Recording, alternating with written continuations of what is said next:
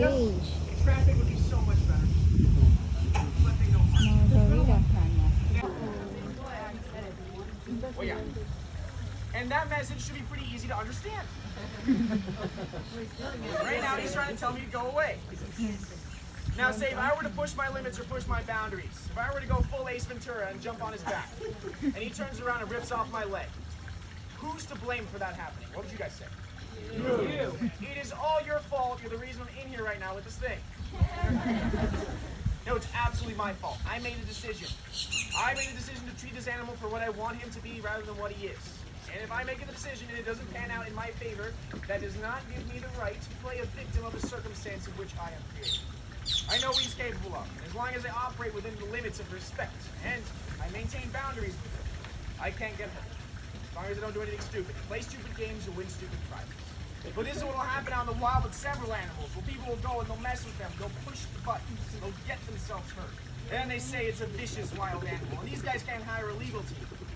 They can't find any way to represent them. They can't sign paperwork. So we always take the person's word for it. But at the end of the day, being around large, dangerous animals is just like any other dangerous variable we have in life. If you drive a fast car on the highway, you're going very fast. You know if you run into the wall, you can get hurt. It can possibly kill you. So you operate within respect of that limit and that boundary. And if we do the same thing with all these other things in life, we can live in a much more happier world. But the truth is nowadays media is that fear makes money. Fear is entertaining. It is monetized. Even if it's news, even if it's documentaries, it is entertainment. They're trying to profit. And all of us love being scared. Some of us act like we're not, but how do scary movies make so much money? And that's the news realized. And that's why they'll spin scary stories about alligators. That's why they'll try to terrify you, make you think it's sitting in your toilet, it's in your pool in your backyard, that they're in the sewers in New York. Nothing to live down there. That's not how these guys are. And like I said, between the state of Florida alone, there's 1.5 to 2 million alligators. Only 5 people a year get hit. The reason why that number is so amazing is the state of Florida is so full of crazy idiots that it's remarkable. And it's not more people getting bit. I saw 5 of them on the way into work today. Honestly, we deserve those numbers to be pumped up way higher. Which is not what they intend to do. She's literally swimming away from me right now. But whenever these people do get bit, we hear about it. We hear about it all over Facebook, YouTube, Fox, CNN, MSNBC, Yahoo, Bing. But you're all getting about it. That's what we think it happens all the time. But statistically, here in the United States, like I said, 5 people get bit by a gator. Every single year, over 1,635 people are bitten by other people in New York City. You guys have a higher chance of being bit by a New Yorker than by an American alligator. And honestly, in the past year, most of those crazies moved down here. So I am safer in this cage than you guys are out there. I trust that giant alligator more than I trust the fighting giant. Here in the state of Florida, more people have died from lightning strikes than from alligators. More people had an abrupt end to their vacation from a bonk on the head by a coconut. And the saddest one of all, more people have been murdered by vending machines than by American alligators. I know what you're wondering, how did it happen? I had to Google it. People shake the vending machine because the chips get stuck, and eventually it crushes us. Listen, I love Doritos. I do not know what flavor chips you like. No Dorito is worth your life, guys. Just take the yellow and walk away.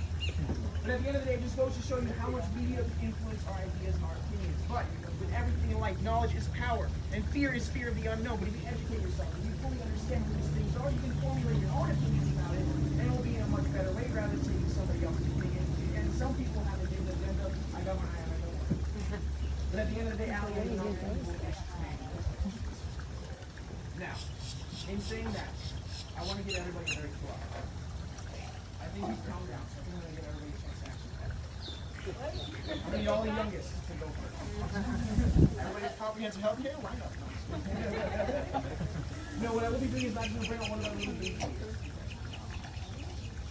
Well, they're not. I did not want this. I like candles, I play Lionel Richie, and then I now, he is an old man, he's 64 years old. Unfortunately, the old man doesn't have them. He's still gives it a shot, but nothing's coming out. So all the eggs we'll get nowadays are infertile, but these babies are about 3 years old. As the female alligators age, they actually become more reproductively successful. They produce more eggs, their body's larger, they can harbor more eggs, they can build better nests. They have a record of beating up all the other animals that were trying to eat their babies before, so they're getting faster, getting better and better every single year. And the old man gives it a shot, but no. every once in a while, he still got it. That's how he got these little babies. She had 43 eggs in her nest, but only 8 of them were fertile, and we didn't have these 8 little babies here to let you guys pets. Before I do go over and scoop out a little baby gator for you guys, I do want to thank you guys for doing that. Because not only do you give me an opportunity to work with some beautiful, amazing animals, but you also give us a chance to save their lives, to give them a brighter future, to save them from negative circumstances that they're facing. You also give us a chance to save their lives from other animals. Any donations you guys do here today is what provides what makes this possible. It goes a long way in the care and feeding for all these animals and the future. Predator. So rule number 1, don't kiss the baby. I know he's cute, but every other animal uses their mouth for murder, so he will panic. And I don't want anybody leaving here with a bruised eye. So when we are petting him, we're not going to be touching him anywhere near the head or the face. They don't like that. We're only going to be petting him on his body. Down the back and down the tail. You can rub his belly for good luck. Or you can touch his chubby little baby legs, which I highly recommend. Once you guys are done, hand sanitizer pump there. And I got one down there for you guys to clean off your hands. Please do not immediately lick your fingers after touching him. I don't know what's going to happen. We don't need to find out. And all of your donations is what makes this possible. It's what takes care of these animals. We're very grateful for you guys coming out. With COVID and with lockdown, you guys coming out, you're honestly saving us right now. So we're very thankful. Literally anything helps. It goes inside of that alligator's mouth right there, both literally and figuratively. I'm going to be going back and forth, and I'm going to have Wilson actually be bringing out another baby for you guys. If you guys have any other questions while we're doing this, we are reptile nerds. I guarantee you we have all the answers. No holding, just petting.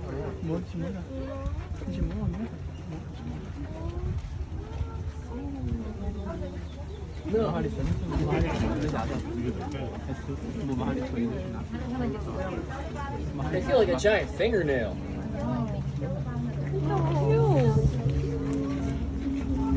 I wasn't even trying to get you, I was trying to get him. Good reflexes, though.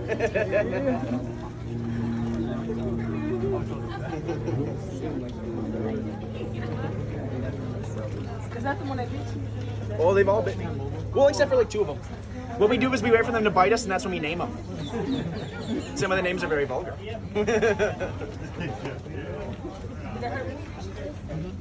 It's like you stapled yourself 30 times at once, and the stapler doesn't know what you do. Myself with a staple gun a long time ago right here. Yeah, it's not fun. It's very sharp. It's like see it before you feel it kind of thing.